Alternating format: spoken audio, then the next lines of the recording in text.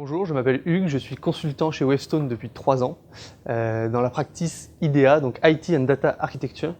Mon métier consiste à accompagner les grands groupes sur l'ensemble de leurs problématiques liées au système d'information. Alors j'ai travaillé sur différentes missions, ça va de je sais pas, un audit par exemple pour une banque en Allemagne, où on va essayer d'identifier pour eux les points un peu de douleur de leur système d'information et les différents risques qu'ils peuvent avoir, et également mettre en place des plans d'action pour essayer de corriger ces risques ou de les atténuer, mais également une mission de stratégie, de cadrage, de migration vers le cloud des systèmes d'information d'une entreprise. J'ai décidé de m'impliquer sur une initiative particulière, mais il y en a plein d'autres. Cette initiative, c'est de l'accompagnement de start-up. Donc on a monté ce qui s'appelle ShakeUp.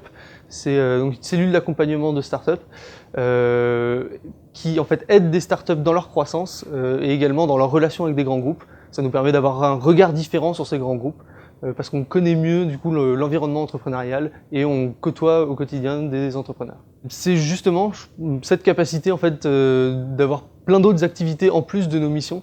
Ça va de l'organisation d'événements, la possibilité de faire du recrutement, travailler auprès de start-up, la diversité des missions et des secteurs d'activité sur lesquels on peut s'impliquer.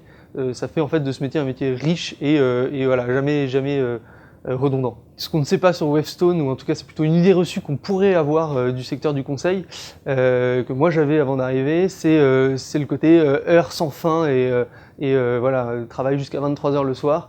Chez Wavestone, on ne fait pas de présentéisme. Quand on a fini son travail, on a fini son travail. Et je trouve que c'est quelque chose de plutôt sain pour l'équilibre vie pro, vie perso. Et c'est pas uniquement quelque chose qu'on met sur les plaquettes marketing, mais ça se vit vraiment au quotidien.